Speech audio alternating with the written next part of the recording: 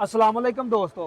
लो जी दोस्तों, अज असी मौजूद आ जी नैना कोट ते तहसील शकरगढ़ जिला नारोवाल ते इत्थे भाई होना लवाया वा BLDC जदीद सिस्टम जदीद टैक्नोलॉजी का जिहड़ा सिस्टम है वो लवाया वा और 4 इंची की नाल चल रही है और पानी तुहाडे सामने कढ़ रही आ। टाइम तकरीबन सुबह 9 9:30 बजे का टाइम आ ते पिछे जिहड़ियां 8 प्लेटां लाइयां ने तकरीबन 500 वाट की एक प्लेट आ ते सिस्टम चलन दिया वा। इहदे बारे मुकम्मल इनफॉर्मेशन दिंदे आ और शहजाद कंपनी का BLDC पंप लगा वा।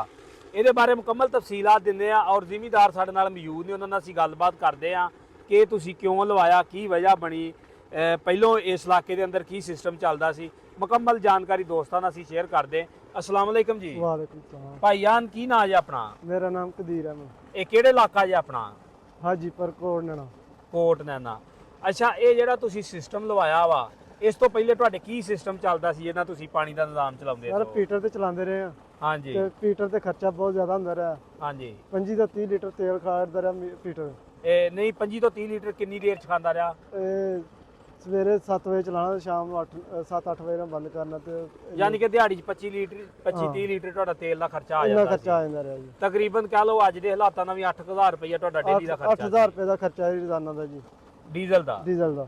ਅੱਛਾ, ਤੇ ਇਹ ਤੁਹਾਨੂੰ ਕਿੱਥੋਂ ਆਈਡੀਆ ਆਇਆ ਵੀ BLDC ਟੈਕਨੋਲੋਜੀ ਜਿਹੜੀ ਜਦੀਦ ਸਿਸਟਮ ਜਦੀਦ ਟੈਕਨੋਲੋਜੀ ਆ ਯਾਰ ਇਹ ਲਵਾਉਣ ਦਾ? ਇਹ ਲੋਕਾਂ ਨੇ ਸਾਡੇ ਲਾਗੇ ਜ਼ਿਮੀਂਦਾਰਾਂ ਨੇ ਕੋਈ ਵੱਡੇ ਪ੍ਰੋਜੈਕਟ ਲਾਏ ਨਾ, ਕੋਈ 7.5 ਦੀਆਂ ਮੋਟਰਾਂ 8 ਦੀਆਂ 12 ਪਲੇਟਾਂ ਦੇ 16 ਪਲੇਟਾਂ ਦੇ। ਅਸੀਂ ਉਹਨਾਂ ਨੂੰ ਦੇਖਿਆ, ਫਿਰ ਆਸਤਾ ਆਸਤਾ ਅਸੀਂ ਨਵਾਂ ਪੰਪ ਆਇਆ ਸ਼ਹਜ਼ਾਦ ਦਾ। ਹਾਂਜੀ, BLDC 6 ਦਾ। ਹਾਂਜੀ, ਇਹ ਫਿਰ ਅਸੀਂ ਲਿਆਸ ਇਲੈਕਟ੍ਰੋਨਿਕ ਉਹਨੂੰ ਦੱਸਿਆ ਤੇ ਉਹਨਾਂ ਨੇ ਸਾਨੂੰ ਮੰਗਾ ਕੇ ਦਿੱਤਾ। ਇਹ ਪਲੇਟਾਂ ਵੀ ਉਹਨਾਂ ਕੋਲ ਲਈਆਂ ਵਾ? ਹਾਂਜੀ, ਪਲੇਟਾਂ ਵੀ ਉਹਨਾਂ ਕੋਲ ਲਈਆਂ। ਅੱਛਾ, ਤੁਹਾਡਾ ਇਹ ਪਲੇਟਾਂ ਤੇ ਔਰ ਪੰਪ ਤੇ ਕਿੰਨਾ ਖਰਚਾ ਆ ਗਿਆ ਵਾ? ਇਹ ਸਾਡਾ ਕੋਈ 3 ਲੱਖ ਤੇ ਕੋਈ 20-25 ਹਜ਼ਾਰ ਰੁਪਇਆ। 3,20,25 ਹਜ਼ਾਰ ਰੁਪਇਆ। ਅੱਛਾ ਭਾਈ, ਤੁਸੀਂ ਇਹ ਦੂਸਰਾ ਸਿਸਟਮ ਲਵਾਉਂਦੇ ਜਿਸ ਤਰ੍ਹਾਂ ਪੁਰਾਣਾ ਸਿਸਟਮ ਸੀ ਤੇ ਫਿਰ ਤਕਰੀਬਨ ਤੁਹਾਡਾ ਕਿੰਨਾ ਕੁ ਐਸਟੀਮੇਟ ਬਣਦਾ ਸੀ? 6.5 ਲੱਖ ਰੁਪਇਆ। ਯਾਨੀ ਕਿ 3-3.5 ਲੱਖ ਰੁਪਇਆ ਘੱਟ ਰੇਟ ਤੇ ਲੱਗਾ ਵਾ। ਸਹੀ। ਤੇ ਇਹ ਤੁਹਾਡੇ ਇਲਾਕੇ ਵਿੱਚ ਕਿੰਨੀ ਕੁ ਦੇਰ ਤੋਂ ਸ਼ਹਜ਼ਾਦ ਪੰਪ ਦੇ ਜਿਹੜੇ ਪੰਪ ਚੱਲ ਰਹੇ ਨੇ? ਸਾਲ ਕੁ ਹੋ ਗਿਆ ਸਾਡੇ ਇਲਾਕੇ ਚ ਏਰੀਏ ਚ ਆ ਰਹੇ ਨੇ ਪੰਪ। ਸਹੀ। ਤੇ ਕੋਈ ਇਹਨਾਂ ਦਾ ਕੋਈ ਲਾਮਾ ਕਿਸੇ ਕੋ ਆਇਆ ਹੋਵੇ, ਕੋਈ ਕਿਸੇ ਕੋ ਪੁੱਛੀ ਹੋਵੇ ਤੁਸੀਂ? ਕਿਸੇ ਕਿਸਮ ਦਾ ਲਾਂਭਾ ਨਹੀਂ ਆਇਆ ਜੀ। ਇਹਨਾਂ ਦਾ ਬਹੁਤ ਅੱਛਾ ਪੰਪ ਹੈ ਤੇ ਸਹੀ ਚੱਲ ਰਿਹਾ। ਯਾਨੀ ਕਿ ਤੁਸੀਂ ਇਹ ਤੋਂ ਮੁਤਮਿਨ ਜੇ? ਹਾਂ, ਮੁਤਮਿਨ। ਅੱਛਾ ਭਾਈ, ਹੁਣ ਜਿਹੜਾ 4 ਇੰਚੀ ਦਾ ਤੁਸੀਂ ਪੰਪ ਲਾਇਆ ਵਾ, ਇਹ ਤੁਹਾਡੇ ਕਿੰਨੇ ਖੇਤ ਕਣਕ ਦੇ ਭਰ ਰਿਹਾ ਵਾ? 14 ਏਕੜ ਪੈ ਗਿਆ। 14 ਏਕੜਾਂ ਤੇ ਲਾਇਆ ਵਾ, ਯਾਨੀ ਕਿ ਟੋਟਲ 14 ਏਕੜ ਆ। ਤੇ ਦਿਹਾੜੀ ਵਿੱਚ ਕਿੰਨੇ ਏਕੜ ਭਰ ਰਿਹਾ ਵਾ? 2 ਕਿੱਲੇ ਭਰ ਰਿਹਾ ਜੀ ਕਣਕ ਦੇ।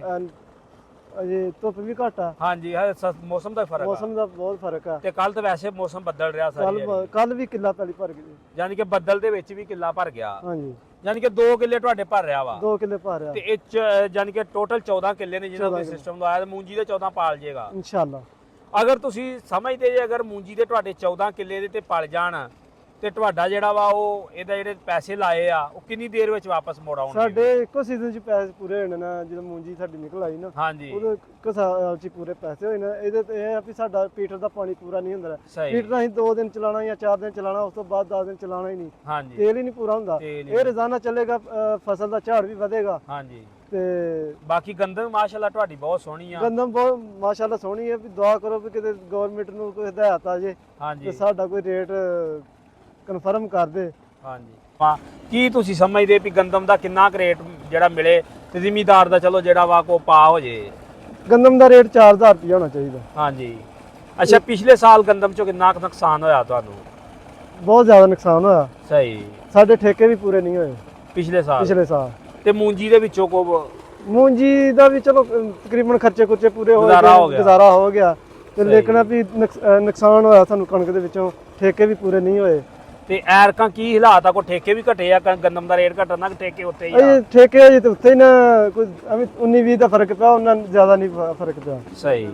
ਯਾਨੀ ਠੇਕੇ ਹੁਣ ਅੱਗੇ ਆ ਕਣਕ ਵੱਢਣ ਤੋਂ ਫੇਰ ਹੋਣਗੇ। ਯਾਨੀ ਕਿ ਕੀ ਹੁਕੂਮਤ ਨੂੰ ਤੁਸੀਂ ਕੀ ਪੈਗਾਮ ਦੇਣਾ ਚਾਹੁੰਦੇ? ਹੁਕੂਮਤ ਨੂੰ ਇਹ ਦੱਸ ਦੇਣਾ ਚਾਹੁੰਦੇ ਵੀ ਸਾਡੇ ਤੇ ਕੋਈ ਰਹਿਮ ਤੇ ਫਜ਼ਲ ਕਰੋ ਤੇ ਸਾਡਾ ਰੇਟ ਜਿਹੜਾ ਨਾ 4000 ਰੁਪਇਆ ਕਰੋ। ਹਾਂ। ਤੇ ਸਾਨੂੰ ਜਿਹੜਾ 24-2500 ਰੁਪਇਆ ਰੇਟ ਜਿਹੜਾ ਨਾ ਇਹ ਸਾਡੇ ਨੁਕਸਾਨ ਦੇ ਆ। 5000 ਦੀ ਯੂਰੀਆ ਖਾਦ ਆ। ਹਾਂਜੀ, 12,000 ਦੀ DAP ਆ। ਉਹ ਵੀ ਜਾਂ ਘਟਾ ਦੇਣ ਤੇ ਫਿਰ ਕੋਈ ਵੱਡਾ ਮਸਲਾ ਨਹੀਂ। ਹਾਂਜੀ। ਤੇ ਠੇਕੇ ਘਟ ਜਾਣ।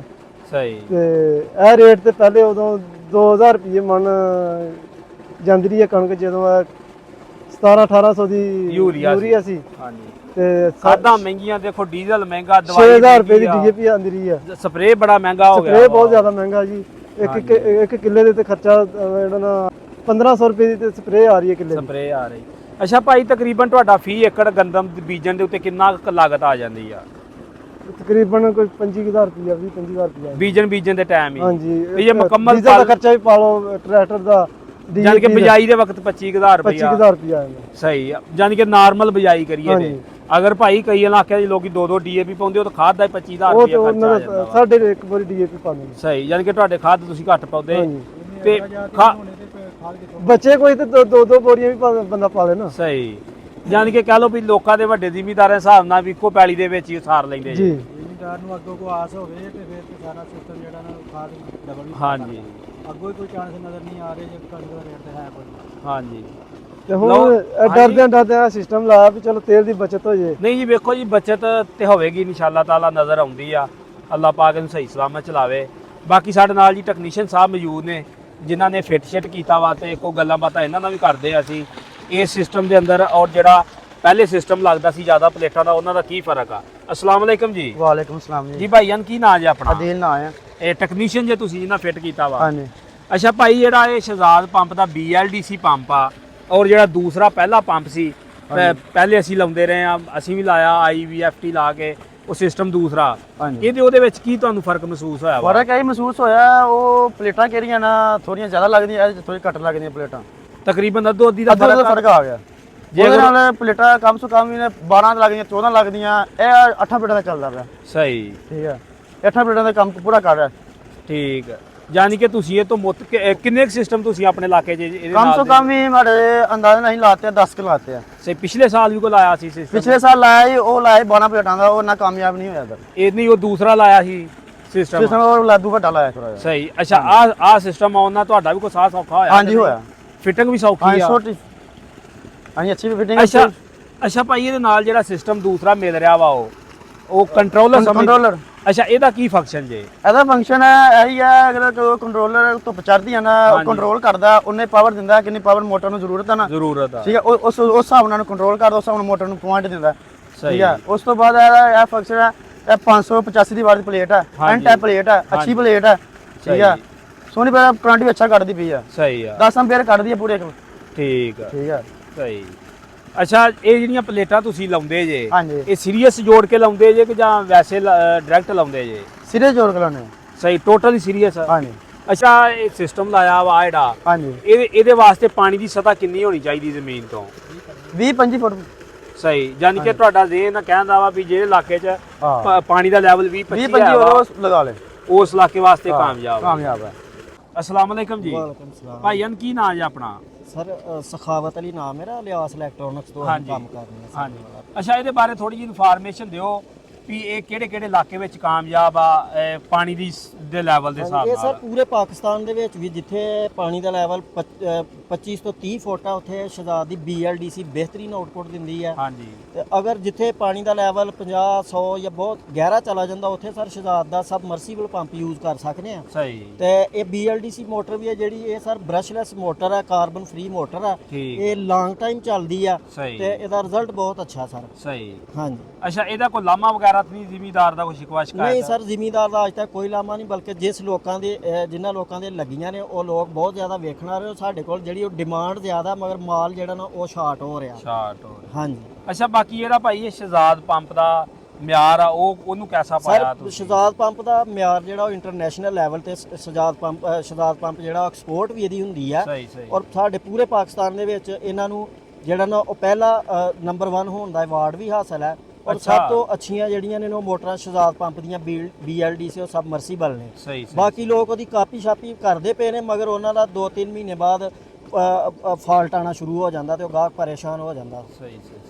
ਅੱਛਾ ਭਾਈ, ਆ ਜਿਹੜਾ ਸੈੱਟ ਲੱਗਾ ਵਾ, ਤੇ ਹੁਣ ਜੇ ਕੋ ਲਵਾਵੇ ਤੇ ਕਿੰਨੀ ਕਿਤੇ ਲਾਗਤ ਆ ਜਾਂਦੀ? ਸਰ ਇਸ ਟਾਈਮ ਪੈਨਲਾਂ ਦਾ ਰੇਟ ਬੜਾ ਡਾਊਨ ਹੋਇਆ। ਇਸ ਟਾਈਮ ਇਹ ਤਕਰੀਬਨ 3 ਲੱਖ ਰੁਪਏ ਦੇ ਵਿੱਚ 5 ਇੰਚ ਦਾ ਪਾਣੀ, 5 ਇੰਚ ਦੀ ਡਿਲੀਵਰੀ ਜਿਹੜੀ ਆ ਉਹ ਮਿਲ ਸਕਦੀ ਆ। ਇਹੋ ਹੀ ਜਿਹੜਾ ਹੁਣ ਤੋਂ 1 ਸਾਲ ਪਹਿਲੇ ਜਿਹੜਾ 6.5 ਲੱਖ ਰੁਪਏ ਦਾ ਲੱਗਦਾ ਪਿਆ ਸੀ, ਅੱਧੋ ਅੱਧ ਕੀਮਤ ਥੱਲੇ ਆ ਗਈ ਹੋਈ ਹੈ ਇਹਦੀ।